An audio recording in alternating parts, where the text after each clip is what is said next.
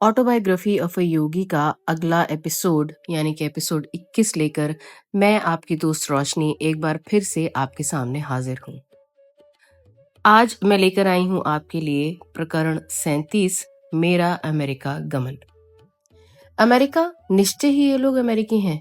मेरे मन में यही विचार उठा जब मेरी अंतर्दृष्टि के सामने से पाश्चात्य चेहरों की लंबी कतार गुजरने लगी। रांची में अपने विद्यालय के भंडार गृह में कुछ धूल धूसरित पेटियों के पीछे मैं ध्यान मग्न बैठा था। बच्चों के बीच व्यस्तता के कारण उन वर्षों में एकांत स्थान मिलना बहुत कठिन था। ध्यान में वह दृश्य चलता रहा। एक विशाल जनसमूह मेरी ओर आतुर दृष्टि से देखते हुए मेरी चेतना के मंच पर अभिनेताओं की तरह मेरे सामने से गुजर रहा था। इतने में भंडार गृह का द्वार खुल गया। सदा की तरह एक बच्चे ने मेरे छिपने के स्थान को खोज लिया था। यहाँ आओ विमल, प्रफुल्ल मन से मैंने उसे बुलाया। तुम्हें एक समाचार सुनाता हूँ। भगवान मुझे अमेरिका बुला रहे हैं। अमेरिका? उसने ऐसे स्वर में मेरे शब्दों को दोहराया जैसे मैंने कहा हो चांद पर जा रहा हूँ। हाँ, कोलंबस की भांति मैं भी अमेरिका की खोज करने जा रहा हूँ। कोलंबस ने सोचा था कि वह भारत पहुंच गया, परंतु वह अमेरिका पहुंच गया था। निश्चय ही इन दो देशों के बीच कोई कर्म संबंध है। विमल वहां से भाग गया और शीघ्र ही 2 पांव के उस समाचार पत्र ने सारे विद्यालय में ये बात फैला दी। मैंने स्तंभित शिक्षक वर्ग को बुलाया और विद्यालय को उनके हाथों में सौंप दिया। उस अवसर पर उन्हें संबोधित करते हुए मैंने कहा, मुझे पूरा विश्वास है कि लारी महाशय के शिक्षा आदर्शों का आप लोग सर्वोपरि पालन करेंगे। मैं हमेशा आप लोगों को पत्र लिखता रहूंगा। ईश्वर ने चाहा तो किसी दिन मैं यहाँ वापस आ जाऊंगा। उन छोटे छोटे बच्चों पर और रांची की उस सुंदर विस्तृत भूमि पर अंतिम दृष्टिपात करते हुए मेरी आंखें छलछला आईं। मैं जानता था कि मेरे जीवन का एक विशिष्ट अध्याय पूरा हो चुका था और अब इसके आगे मुझे सुदूर देशों में ही रहना होगा। ध्यान में उस दृश्य दर्शन के कुछ ही घंटों बाद मैं ट्रेन से कोलकाता रवाना हो गया। दूसरे ही दिन मुझे अमेरिका में आयोजित धार्मिक उदारतावादियों के अंतर्राष्ट्रीय सम्मेलन में भारत के प्रतिनिधि के रूप में भाग लेने के लिए एक निमंत्रण मिला। उस वर्ष ये सम्मेलन अमेरिकन यूनिटेरियन एसोसिएशन के तत्वाधान में बॉस्टन में होने वाला था। मेरा दिमाग घूमने लगा। मैं श्रीरामपुर में श्री युक्तेश्वर जी के पास जा पहुंचा। गुरुजी, मुझे अभी अभी अमेरिका में एक धार्मिक सम्मेलन में भाषण देने का निमंत्रण मिला है। क्या मुझे जाना चाहिए? गुरुदेव ने सहज भाव से उत्तर दिया, सभी दरवाजे तुम्हारे लिए खुले हैं। अभी नहीं गए तो कभी नहीं जा सकोगे। मैंने व्याकुल होकर कहा, परंतु गुरुदेव, मुझे सार्वजनिक व्याख्यान देने का अनुभव ही क्या है? मैंने शायद ही कभी कोई भाषण दिया हो और अंग्रेजी में तो कभी नहीं। तुम अंग्रेजी में बोलो या किसी भी भाषा में बोलो, योग पर तुम्हारा भाषण मन लगाकर सुना जाएगा। मैं हंस पड़ा। गुरुजी, अमेरिकी लोग बंगाली भाषा तो सीखने से रहे। आप ही अब कृपा करके मुझे अंग्रेजी भाषा की बाधाओं से पार करवाइए। जब मैंने पिताजी के सामने अमेरिका जाने का अपना विचार रखा तो वे हतप्रभ रह गए। उनके लिए अमेरिका एक अति दूर देश था। उन्हें भय था कि वे मुझे फिर कभी नहीं देख पाएंगे। उन्होंने रूक्षता के साथ पूछा, तुम जाओगे कैसे? कौन तुम्हें इसके लिए पैसे देगा? मेरी शिक्षा एवं पूरे जीवन के लिए ही वे प्रेम से पैसा देते आ रहे थे, इसलिए निश्चय ही उन्हें आशा थी कि ये प्रश्न उठाते ही मेरी सारी योजना धरी की धरी रह जाएगी। भगवान मुझे पैसा देंगे। जब मैंने उत्तर दिया तो अनेक वर्ष पहले आगरा में अनंतदा को दिए हुए इसी प्रकार के उत्तर का मुझे स्मरण हो आया। अधिक चालाकी ना दिखाते हुए मैंने आगे कहा, पिताजी, शायद भगवान आपके मन में मेरी सहायता करने की प्रेरणा जगा दें। नहीं, कभी नहीं। उन्होंने मेरी ओर दयनीय भाव से देखा। इसलिए दूसरे दिन जब पिताजी ने एक बड़ी रकम का चेक मेरे हाथ में दिया तो मेरे आश्चर्य का ठिकाना नहीं रहा। उन्होंने कहा, एक पिता होने के नाते नहीं, परंतु लाहिरी महाशय का निष्ठावान शिष्य होने के नाते मैं तुम्हें ये पैसा दे रहा हूँ। तो जाओ उस दूर पाश्चात्य देश में और वहां धर्म पंथों से मुक्त क्रिया योग की शिक्षाओं का प्रसार करो। जिस निस्वार्थ भाव से पिताजी ने तुरंत अपनी वैयक्तिक इच्छाओं को तिलांजलि दे दी थी, उसे देखकर मेरा हृदय द्रवित हो उठा। उन्हें रात में एहसास हो गया था कि विदेश यात्रा की किसी ऐसी साधारण इच्छा से मैं अपनी योजना नहीं बना रहा था। कदाचित इस जन्म में अब हमारी फिर से भेंट नहीं हो सकेगी, पिताजी ने खिन्न होकर कहा। उस समय उनकी आयु लगभग 67 वर्ष की हो चुकी थी। एक प्रबल अंतःप्रेरणा मेरे मन में उठी और पूर्ण विश्वास के साथ मैंने कहा, भगवान एक बार फिर से हम लोगों को अवश्य मिलाएंगे। जब मैंने अपने गुरुदेव और अपनी प्रिय मातृभूमि को छोड़कर अमेरिका की अनजान भूमि में जाने की तैयारी की, तो मेरा हृदय कम आशंकाओं से नहीं भरा था।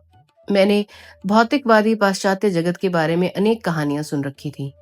वह जगत युग युगों से संतों के वास्तव्य से पुनीत हुई भारत भूमि से इतना भिन्न लग रहा था।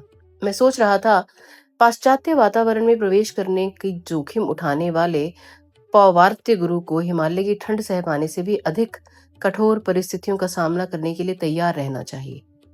एक दिन प्रातःकाल मैं इस दृढ़ संकल्प के साथ प्रार्थना करने बैठ गया कि भले ही प्रार्थना करते करते मैं मर क्यों न जाऊं, पर जब तक ईश्वर की आवाज नहीं सुनूंगा तब तक प्रार्थना बंद नहीं करूंगा।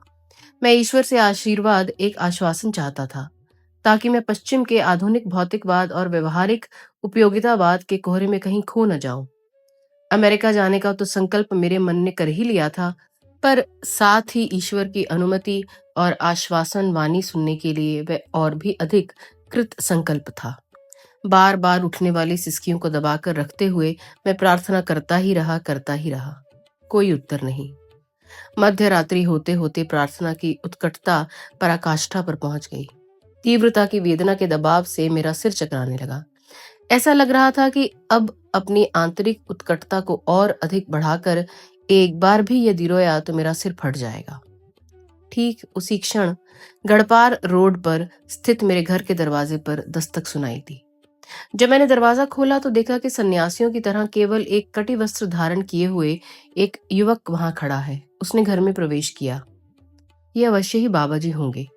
स्तब्ध होकर मैं सोच रहा था, क्योंकि मेरे सामने खड़े उस व्यक्ति का चेहरा लाहरी महाशय जैसा ही दिख रहा था। मेरे मन में उठे इस विचार का उन्होंने ही उत्तर दे दिया। हाँ, मैं बाबा जी हूँ। वह अत्यंत मधुर आवाज में हिंदी में बोल रहे थे।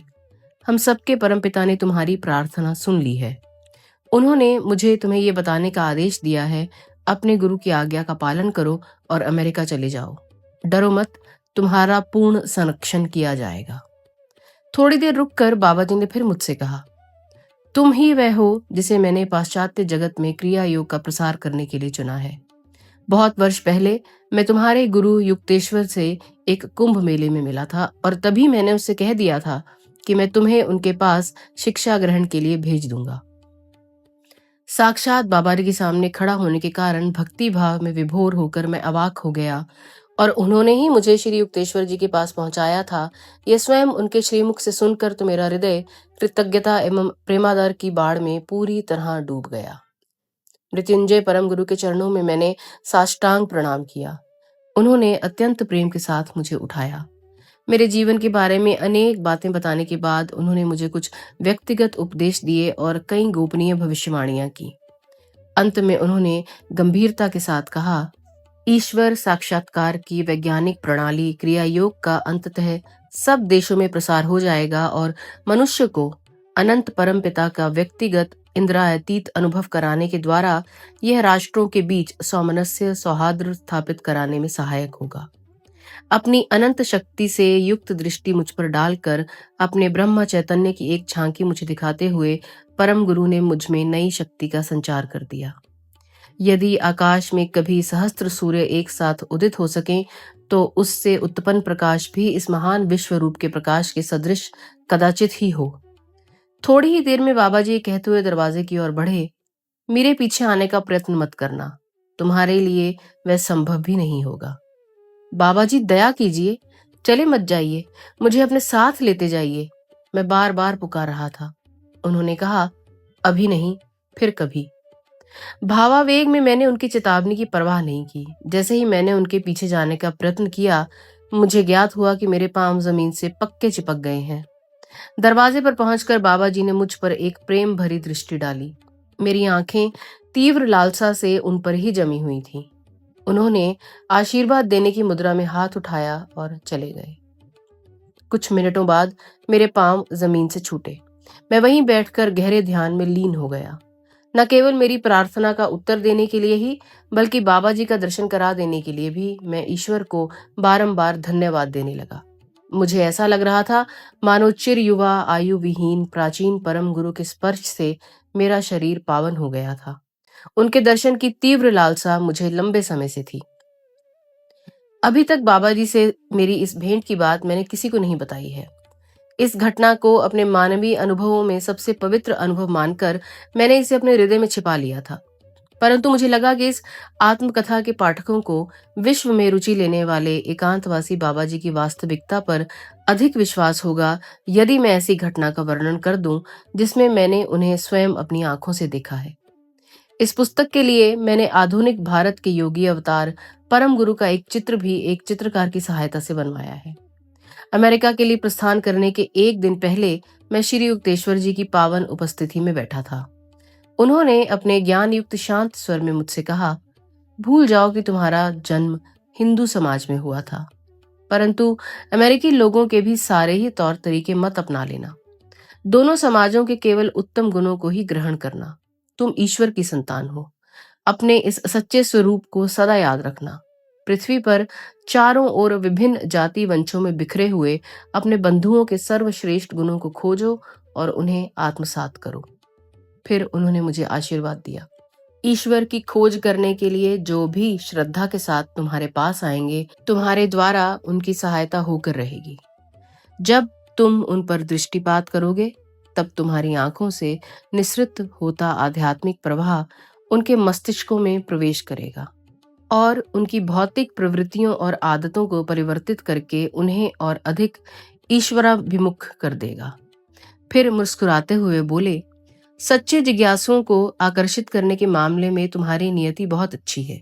तुम जहां भी जाओगे, चाहे वह जंगल ही क्यों ना हो, तुम्हें सच्चे मित्र मिलते रहेंगे। श्री युक्तेश्वर जी के इन दोनों ही आशीर्वादों की पूर्ति भली भांति हुई। मैं अमेरिका अकेला ही आया, जहां मेरा एक भी मित्र नहीं था, परंतु यहाँ हजारों लोग मुझे मिले जो आत्मा की कालातीत शिक्षाओं को ग्रहण करने के लिए तैयार बैठे थे। विश्व युद्ध के बाद अमेरिका जाने वाले पहले ही यात्री जहाज द सिटी ऑफ स्पार्टा पर सवार होकर मैंने अगस्त 1920 में भारत से प्रस्थान किया। पासपोर्ट प्राप्त करने में लाल फीताशाही की अनेकानेक कठिनाइयां आई, जो लगभग चमत्कारी रूप से ही दूर हुई और तब कहीं जाकर मैं जहाज पर यात्रा के लिए टिकट पा सका। 2 महीनों की समुद्र यात्रा के दौरान जहाज पर एक सह यात्री को पता चल गया कि मैं बोस्टन सम्मेलन के लिए भारत का प्रतिनिधि बनकर जा रहा था। मेरे नाम का विचित्र उच्चारण करते हुए आगे मुझे अमेरिकी लोगों द्वारा जिन अजीब अजीब तरीकों से अपने नाम का उच्चारण सुनना था, उनमें से ये केवल पहला था। उसने मुझसे कहा, स्वामी योगानंद, अगले गुरुवार की रात को हम यात्रियों के लिए एक व्याख्यान देकर कृपया हमें अनुग्रहित करें। जीवन का युद्ध और उससे कैसे लड़ें विषय पर व्याख्यान से हम सबको बड़ा लाभ होगा। अफसोस, बुधवार के आते ही मुझे पता चला कि पहले मुझे ही अपने जीवन का युद्ध लड़ना था। अंग्रेजी में व्याख्यान देने के लिए अपने विचारों को एक सूत्र में गुंथने का मैंने हर तरह से प्रयास कर लिया, परंतु सब व्यर्थ। आखिर मैंने तैयारी करने का यह प्रयास ही छोड़ दिया।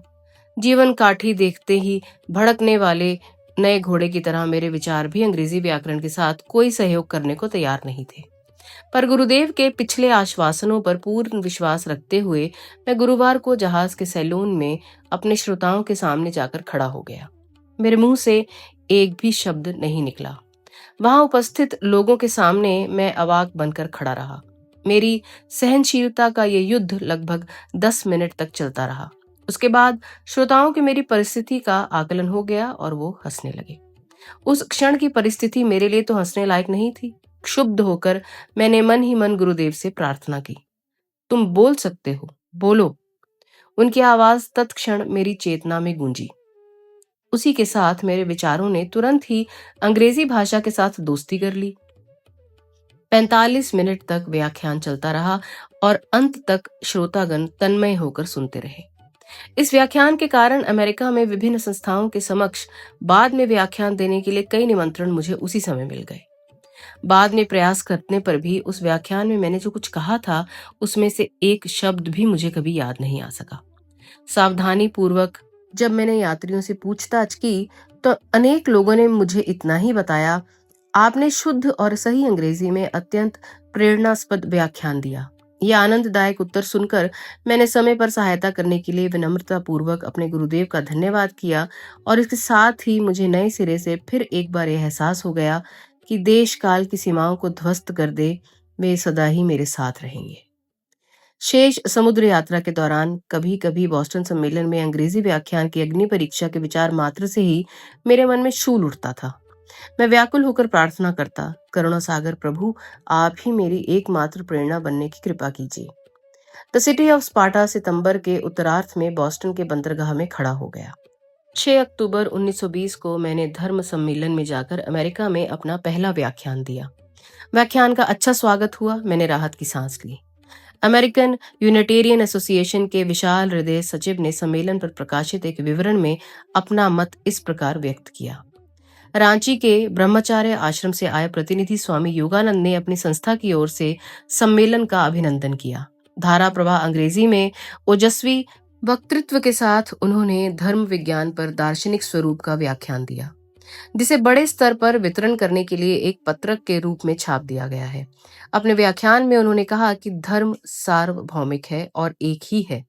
रीति रिवाज और रूढ़ी प्रथाओं को सार्वभौमिक नहीं बनाया जा सकता, परंतु धर्म में निहित सामान्य तत्व को सार्वभौमिक बनाया जा सकता है और सबको उसका अनुसरण करने एवं उसका पालन करने के लिए कहा जा सकता है। पिताजी ने जो बड़ी रकम का चेक दिया था, उसके कारण सम्मेलन के समाप्त हो जाने के बाद भी अमेरिका में मेरा रहना संभव हो गया। अत्यंत साधारण परिस्थितियों में रहते हुए बोस्टन में 3 वर्ष सुखपूर्वक बीत गए। इस दौरान मैंने सार्वजनिक व्याख्यान दिए, शिक्षा वर्ग चलाए और सॉन्ग्स ऑफ द सोल नामक एक काव्य पुस्तक भी लिखी, जिसकी प्रस्तावना सिटी ऑफ न्यूयॉर्क कॉलेज के president doctor Frederick B Robinson ने लिखी है। 1924 में मैंने पूरे अमेरिका महाद्वीप की यात्रा शुरू की और प्रमुख शहरों में हजारों लोगों के समक्ष व्याख्यान दिए। मैं जब सिएटल में था तो कुछ समय विश्रांति में बिताने के लिए वहां से रमणीय अलास्का में चला गया। मेरी शिक्षाओं का अनुसरण करने वाले उदार रमना लोगों की सहायता से 1925 के अंत तक मैंने कैलिफोर्निया के लॉस एंजलिस शहर में माउंट वॉशिंगटन एस्टेट्स पर अपने अमेरिकी मुख्यालय की स्थापना कर दी। ये वही भवन है जो मैंने अनेक वर्ष पहले कश्मीर में अपने अंतर्दर्शन में देखा था। यहाँ दूर अमेरिका में चल रही अपनी गतिविधियों के फोटो मैंने जल्दी ही श्री युक्तेश्वर जी को भेज दिए। उन्होंने एक पोस्टकार्ड पर बंगाली में उत्तर भेजा, जिसका अनुवाद मैं यहाँ दे रहा हूँ। 11 अगस्त 1926।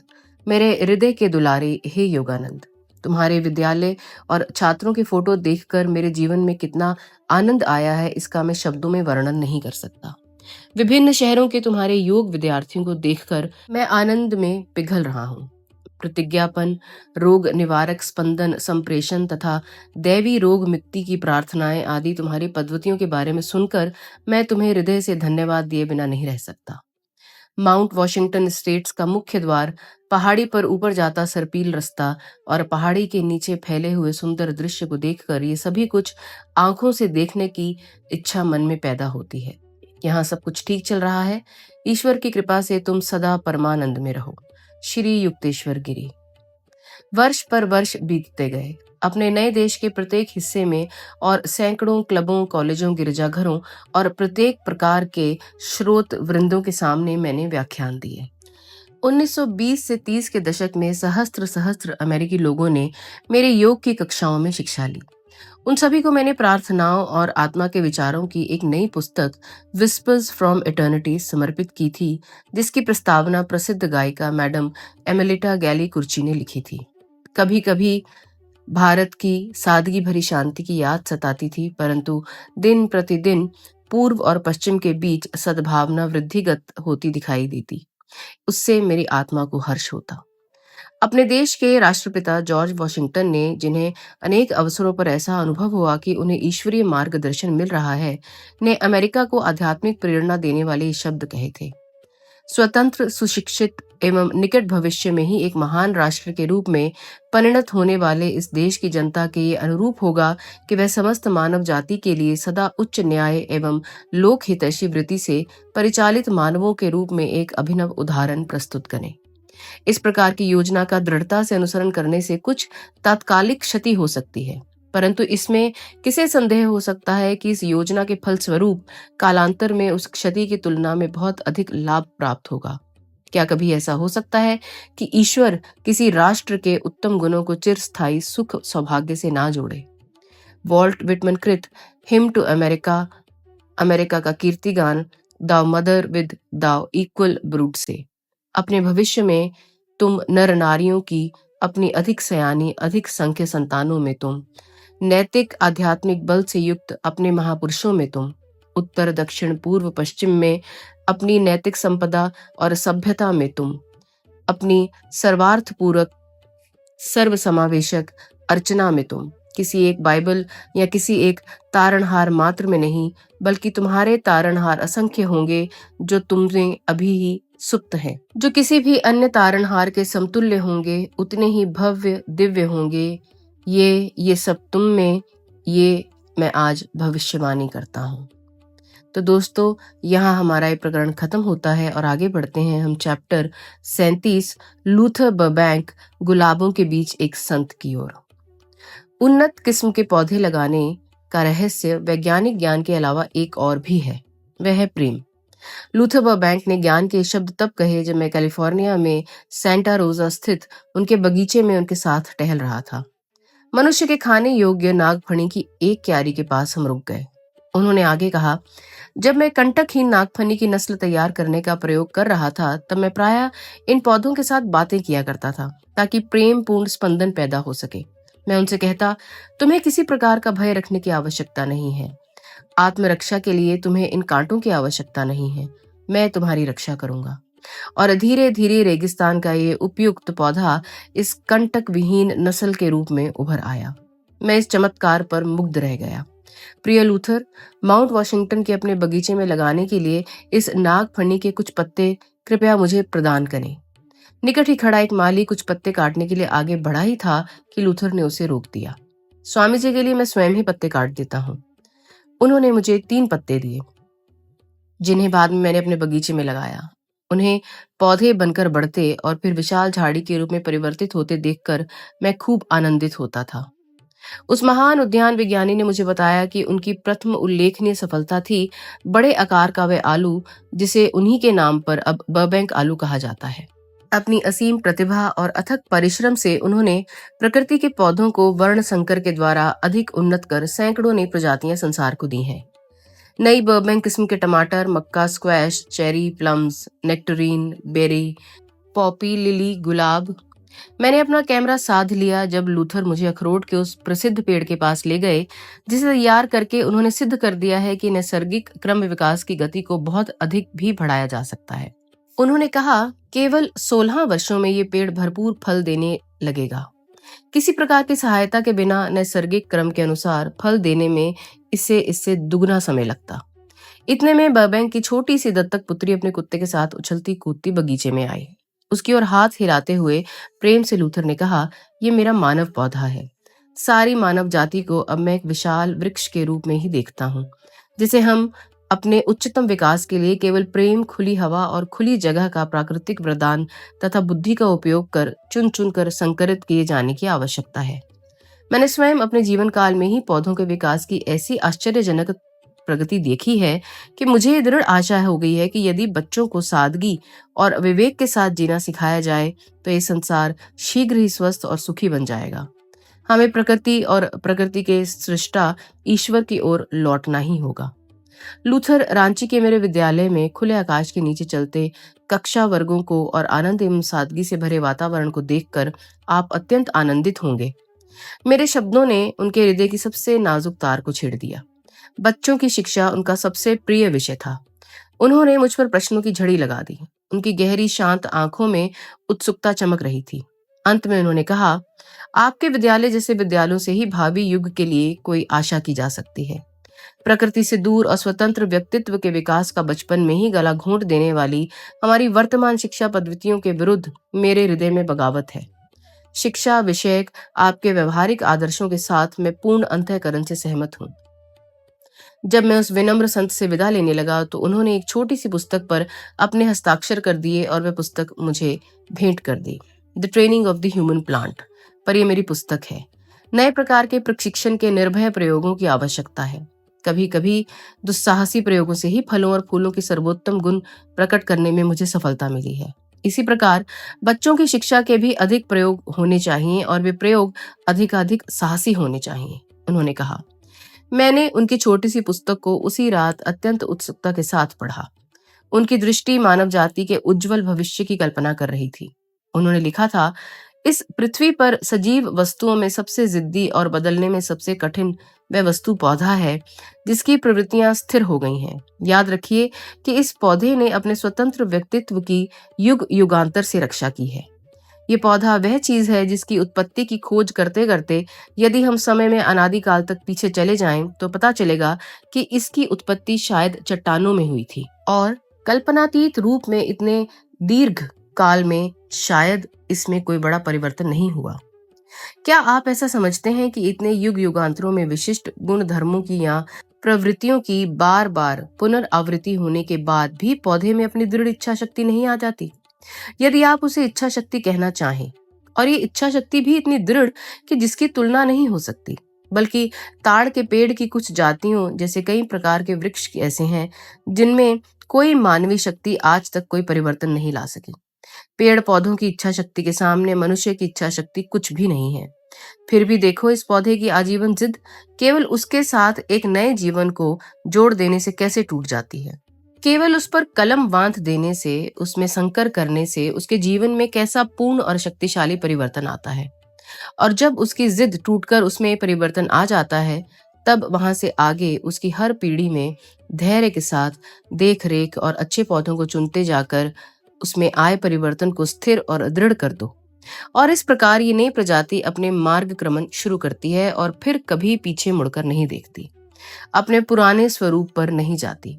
उसकी दृढ़ इच्छा शक्ति आखिर टूट जाती है और वह परिवर्तित हो जाता है। जब यही बात मानव शिशु की संवेदनशील और लचीली प्रकृति पर लागू करनी हो, तब तो समस्या कहीं अधिक आसान हो जाती है। मेरा मन इस महान अमेरिकी की तरफ खिंच गया और मैं बार बार उनके पास जाने लगा। एक दिन प्रातः काल जब मैं वहां पहुंचा तो उसी समय पोस्टमैन भी वहां आ पहुंचा और उसने करीब 1000 पत्र वहां डाल दिए। विश्व के सभी भागों से अनेकानेक उद्यान विशेषज्ञ उन्हें पत्र लिखते थे। स्वामी जी, आपके यहाँ होने से मुझे बाहर बगीचे में जाने का वह बहाना मिल गया है जिसकी मुझे तलाश थी, लूथर ने विनोद से कहा। उन्होंने एक बड़ा दराज खोला जिसमें यात्रा संबंधी सैकड़ों पत्रक थे। देखिए, उन्होंने कहा, यह है मेरी यात्रा करने का तरीका। अपने पेड़ पौधे और पत्र व्यवहार से यहाँ बंधा मैं विदेश यात्रा की अपनी इच्छा को इन चित्रों को बीच बीच में देखकर ही पूरी कर लिया करता हूँ। मेरी कार उनके फाटक के सामने ही खड़ी थी। लूथर और मैं कार में बैठकर उस छोटे से नगर की सैर पर निकले, जहाँ के बाग बगीचे लूथर की अपनी विकसित की हुई गुलाब की प्रजातियों सेंटा रोजा, पीच ब्लो, बर्बैंक गुलाब से खिले हुए थे।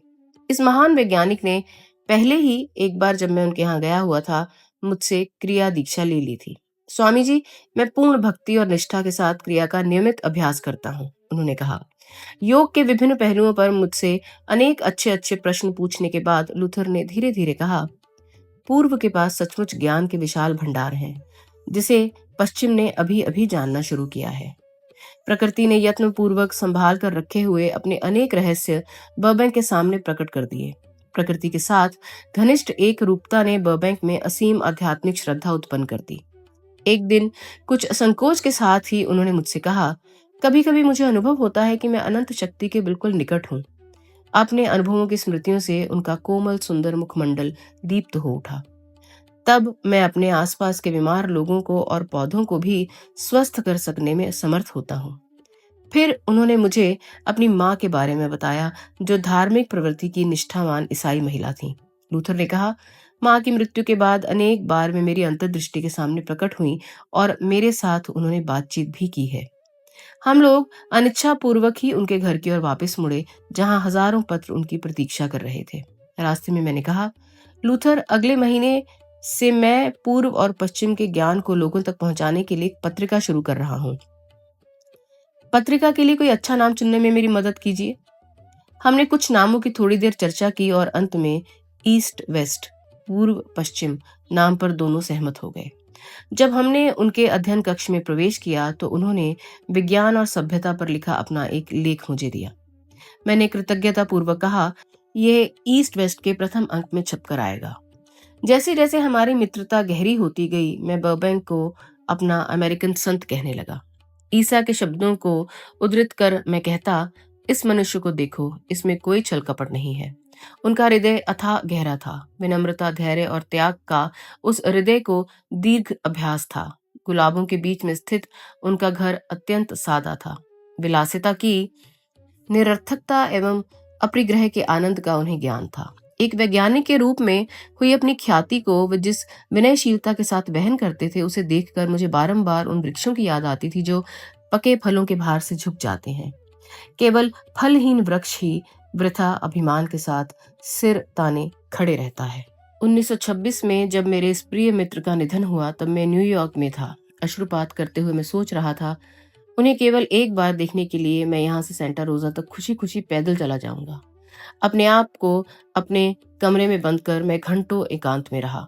ना अपने सचिवों से मिला और ना मुझसे मिलने के लिए आने वालों से। दूसरे दिन मैंने लूथर के एक बड़े फोटो के सामने उनके लिए वैदिक रीति से तर्पण किया। शरीर तत्वों के अनेक अनंत स्रोत में विलय होने के प्रतीक स्वरूप फूल, जल एवं अग्नि का तर्पण किया गया। तब मेरे अमेरिकी शिष्य हिंदू सूतक वस्त्र धारण किए वैदिक मंत्रों का घोष कर रहे थे। यूं तो बर्बैंक का पार्थिव शरीर सेंटा रोजा में ही उनके ही द्वारा अनेक वर्ष लगाए गए पूर्व एक लेबनानी देवदार वृक्ष के नीचे चिर विश्रांति ले रहा है, पर जहां तक मेरा संबंध है, उनकी आत्मा रास्ते किनारे उगने वाले प्रत्येक फूल में प्रतिष्ठित हो गई है। कुछ समय के लिए प्रकृति की विराट आत्मा में समा गए लूथर क्या सूर्योदय के साथ आते नहीं हैं? और क्या हवाओं में उनका स्वर नहीं गूंज रहा है? उनका नाम अब साधारण बोलचाल का एक शब्द बन गया है। वेबस्टर्स न्यू इंटरनेशनल डिक्शनरी में बर्बैंक शब्द को सकर्मक क्रियापद कहते हुए उसका अर्थ दिया गया है वर्ण संकर करना या कलम बांधना, अर्थात अच्छे तत्वों को लेकर और बुरे तत्वों को त्याग कर या अच्छे तत्वों के संयोग से सुधार करना। यह परिभाषा पढ़कर मैं बोल पड़ा, प्रिय बर्बैंक, आपका नाम ही अब अच्छाई का पर्यायवाची बन गया है। दोस्तों, आज की हमारी मुलाकात को अब यहीं रोकते हैं। मैं आपके लिए अगला एपिसोड लेकर जल्द ही उपस्थित होंगी। तब तक के लिए आज्ञा दीजिए, लेकिन हमसे जुड़े रहिए।